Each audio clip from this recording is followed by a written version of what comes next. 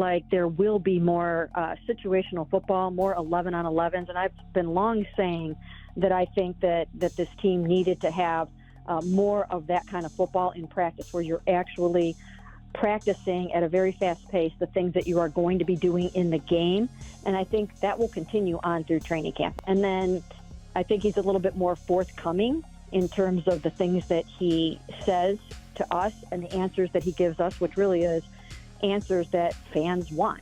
The Cleveland Browns media situation has taken another wild turn.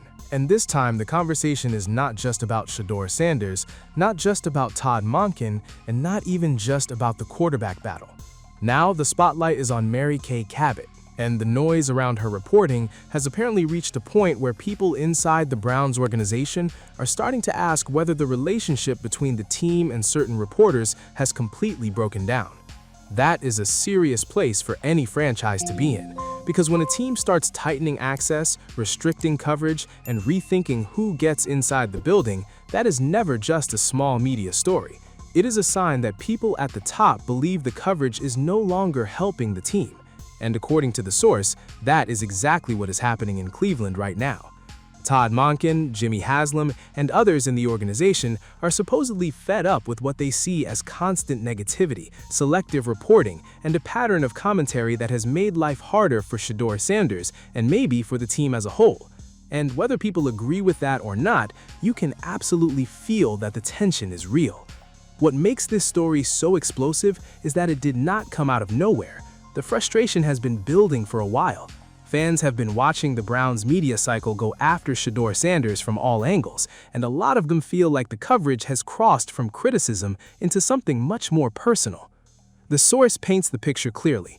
One of the most talked about young quarterbacks in the NFL has been under a microscope, and the people covering him have not always been fair, balanced, or even consistent. I mean, we are out there helping to provide information that fans want to hear, so I think he's much more forthcoming in that regard.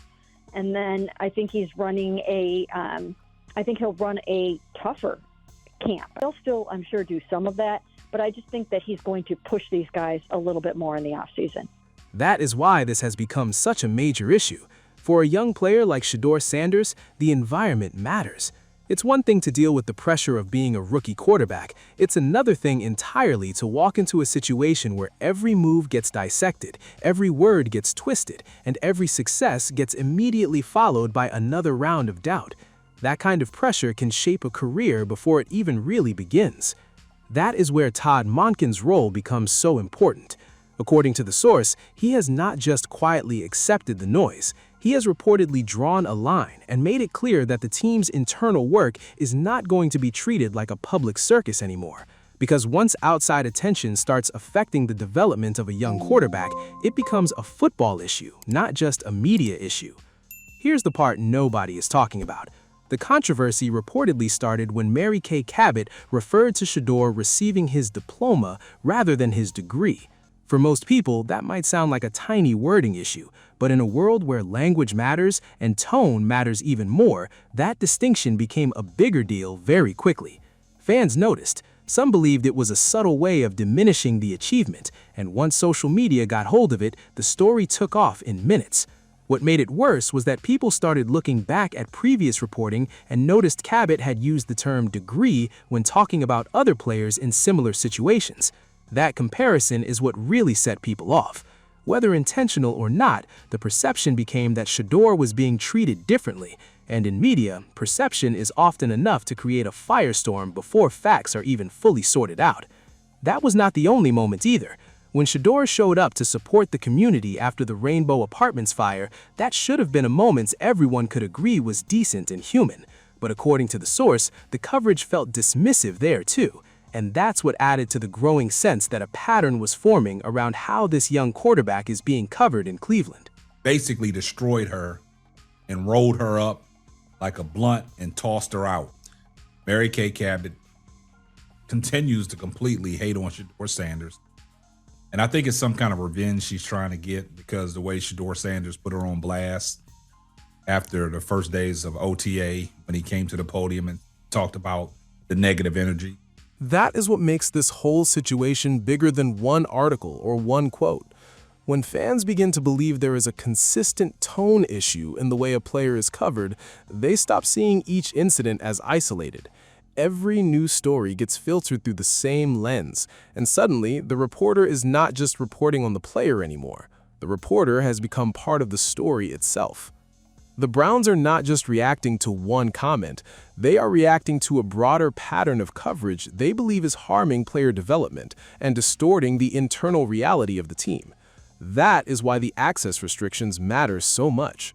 When a team starts limiting reporters' ability to get into training sessions, that's not a casual move, it's a signal.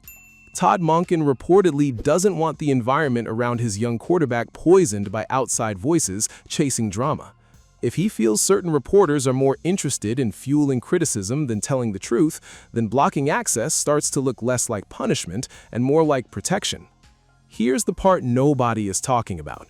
The reports suggesting the Browns had already settled on Deshaun Watson as the starter had real consequences. If fans believe the decision is already made, the competition feels fake. If the player fighting for the job feels the media has already written him off, that affects morale. Monken pushed back hard and made it clear the competition was still open. It shows the team was not willing to let media speculation become the official story. And for Shedeur Sanders himself, the most telling part is how he has responded through all of it. He hasn't jumped into the argument, he hasn't taken the bait. He went to his graduation, handled his responsibilities, and kept preparing. While the media noise has gotten louder, he has stayed completely still. And that silence has made the contrast even sharper.